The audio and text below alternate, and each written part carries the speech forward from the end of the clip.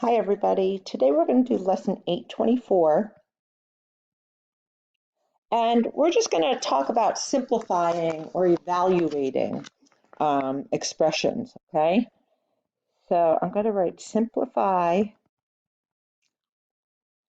or evaluate. Okay, so we could get a question that looked like this: -5 squared minus 7 times 3. Okay, so we have to think about how or what process we're going to use to do this. So if you have a calculator, you could just stick it in your calculator. But, I am a math teacher. I do like you to know how to do these the original way, which is PEMDAS. Okay, so I'm going to write PEMDAS up here.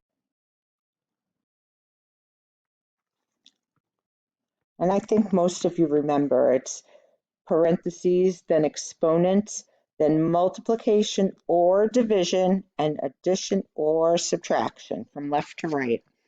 So when I look at this, the first thing that jumps out at me is an parentheses, but there's a -5 in there. There's nothing to do with the -5.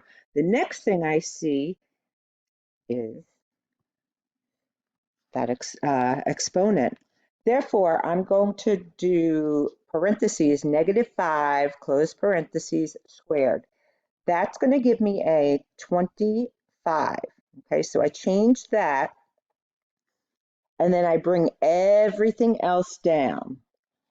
-7 times 3.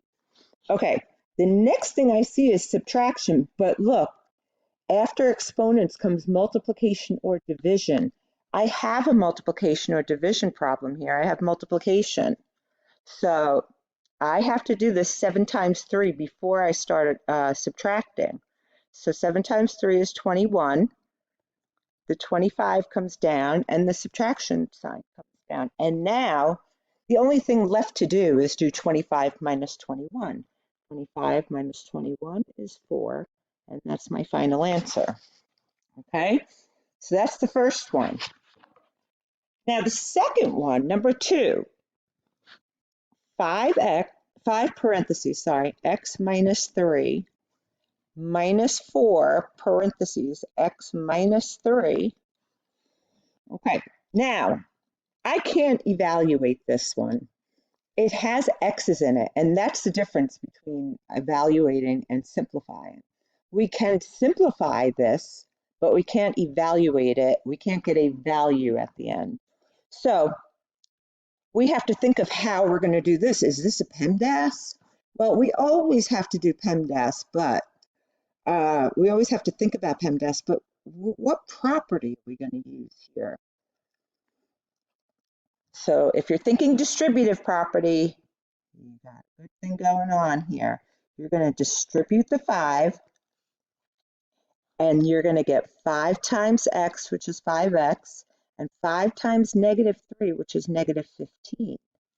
Oops, -15.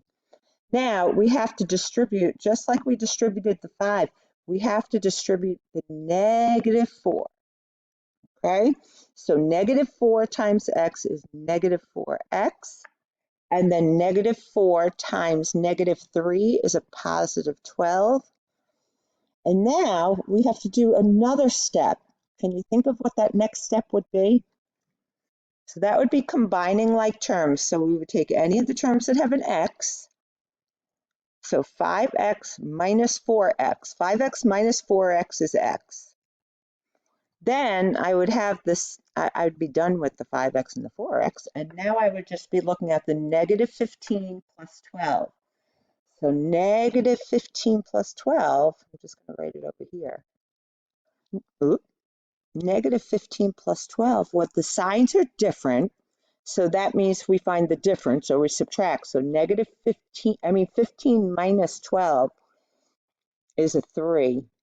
And then it takes the sign of the larger number. All right, so it's -3. So it's like saying I owe somebody $15. I paid him back 12. And I still owe him 3, okay? You haven't paid everything back yet. So x equals -3. Oh, sorry, what am I doing here? Not equals 5x minus 4x is x, and then it's minus 3. So the negative 15 minus 12, we get that, we can cross them out.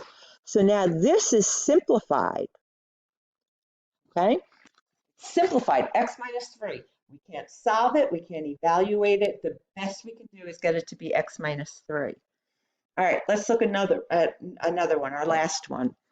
So it's number 3 is x minus 3 times x plus 9. Okay, so what do we do with this? Well, this is called a binomial multiplied by a binomial. We did this in the beginning, well, a few weeks ago we did this. This is yet another thing that we're going to simplify. We can't evaluate it because it's not an equation and it doesn't have, and it has the,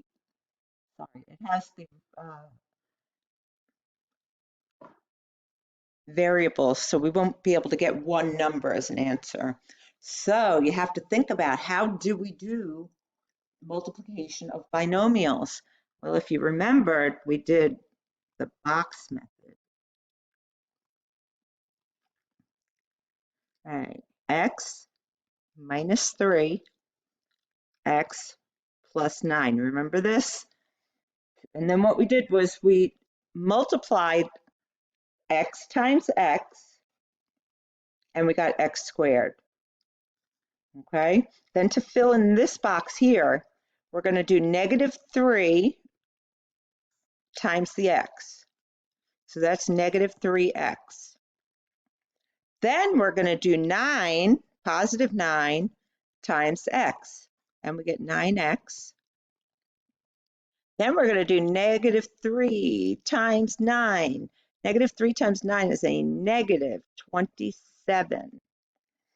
Okay, so now once we have all of that done, if we took it out, it's x squared minus 3x plus 9x, minus 27. Now all we have to do is combine like terms.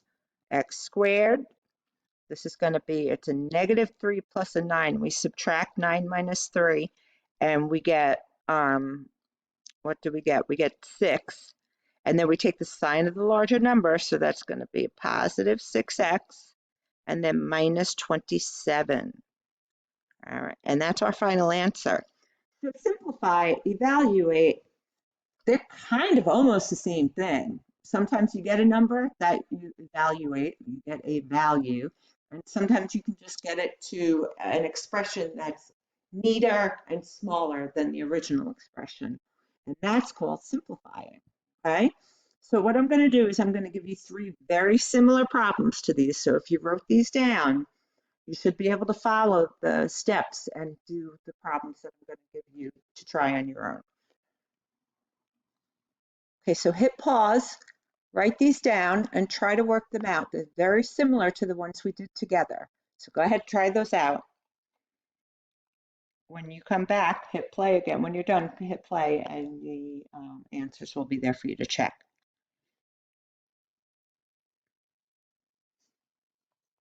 Okay, so here are the answers to those 3 problems. So if you have something different from me, just try to see where your paper looks different from mine. What you wrote looks different from what I wrote. Okay. All right, that's it for this week. It's Memorial Day week, so I'm not giving you another video. You can go outside and enjoy the sun. Have a good week.